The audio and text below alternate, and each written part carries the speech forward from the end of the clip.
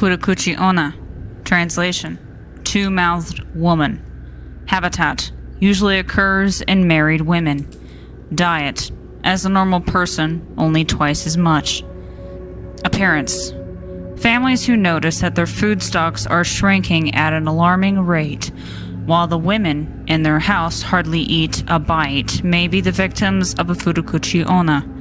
Futakuchi-onna appear as regular women until their terrible secret is revealed. In the back of their skulls, buried beneath long, thick hair, is a second mouth, full of teeth with large, fat lips. The second mouth is ravenous and uses long strands of its hair-like tentacles to gorge itself on any food it can find.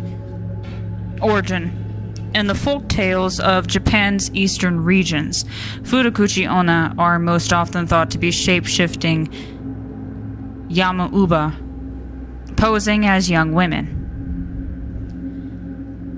In the western regions, they are frequently shape-changed kumo, or magical spiders.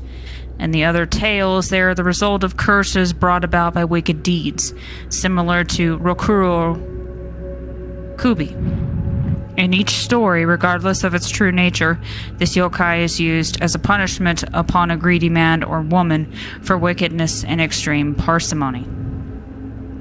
One story tells of how, in a small rural village in Fukushima, there lived a stingy miser. Because he could not bear the thought of paying for food to support a family, the miser lived entirely by himself. One day he met a woman who did not eat anything at all, and he immediately took her for his wife. The miser was thrilled with her because she never ate a thing and was still a hard worker. However, his stores of rice steadily decreased, and he could not figure why, for he never saw his wife eat.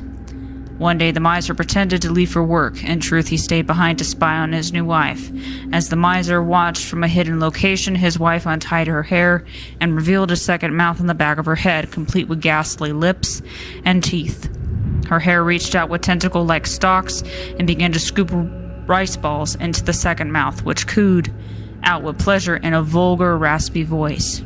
The miser was horrified and resolved to divorce his wife as soon as possible. However, she learned of his plan before he could act on it and trapped him in a bathtub and carried him off into the mountains. The miser managed to escape. He hid in a heavily scented lily marsh where the Futakuchi-onna could not find him. Another story tells of a wicked stepmother who always gave plenty of food to her own daughter, but never enough to her stepdaughter. Gradually, the stepdaughter grew sicker and sicker until she starved to death.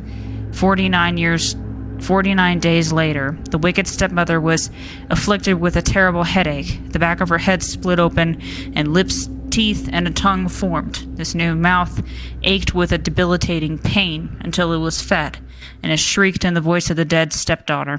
From then on, the stepmother always had to feed both of her mouths and always felt the hunger pains of the stepdaughter she murdered.